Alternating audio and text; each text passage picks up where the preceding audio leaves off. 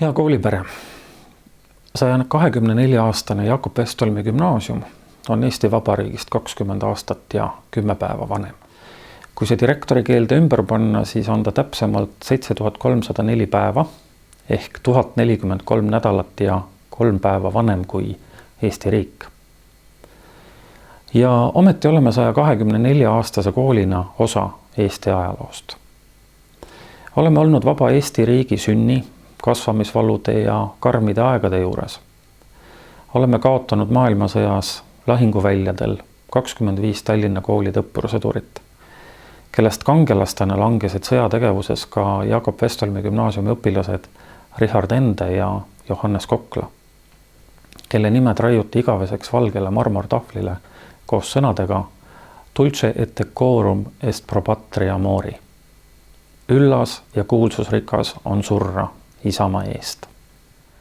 Richard Ende sündis 30. märtsil 1901. aastal Tallinnas. Õppis Westholmi gümnaasiumis, kust viimase klassi õpilasena 1918. aasta lõpul astus vabatahtlikult Eesti vabadussõdalaste ridadesse. Võttis lahingutest osa soomusrongi number 3 kuulipildurina ja langes kangelasena Stakelni jaama lähistel 5. märtsil 1919. Richard Ende puhkab viimast tund Tallinna vanalinna kalmistul. Johannes Kokla sündis 29. juulil 1899. aastal Kullamaa kihelkonnas Kullamaa veskirentniku 5. pojana, õppis Silla ministeeriumi koolis ja 1916. aasta sügisest alates Jakob Westholmi progümnaasiumis. Ta oli esimene, kes andis end üles vabatahtlikuna rindele minekuks ja langes 11. märtsil lahingus punaväelaste vastu Stakelni jaama lähistel. Johannes Kokla maeti Kullamaa kalmistule. Tema nimi raiuti Kullamaal püstitatud vabadussõjas langenute mälestussambale. Richard Ende ja Johannes Kokla olid westholmlased, kes kunagi ei saanud vanaks. Miks ma täna sellest kõigest räägin meie riigi sünnipäeva eel on lihtne. Olles tulnud just äsja meie kooli auvilistlase ja maailmakuulsa kirjaniku Jaan Krossi mälestuskuju avamiselt tema kodutänavas, jäin vestlema peale seda pidulikku sündmust paari meie kooli vilistlase, Jaan Krossi poja ja mõne ühiskonna tegelasega, kellest tuntuim on ilmselt Tallinna Reaalkooli hoolekogu esimees, Eesti Vabariigi esimese presidendi Konstantin Pätsi poeg, Madis Päts.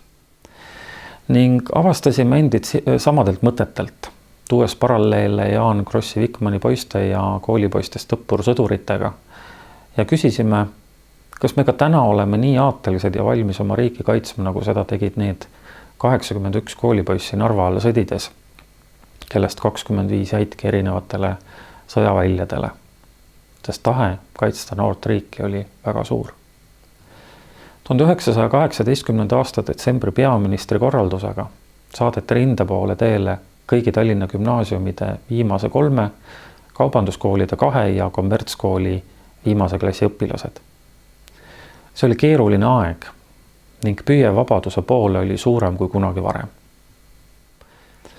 Mis toob mind aga tagasi esialgse mõtte juurde tänasesse päeva, et loodetavasti ei seisa ühelgi iseseisval riigil ees enam nii suurt vajadust astuda kurjusele vastu, kuid kui selline aeg peaks saatuse kiuste tulema, siis ma olen kindel, et põhjust uskuda meie riigi kaitsmisesse on olemas ka tänastel noortel.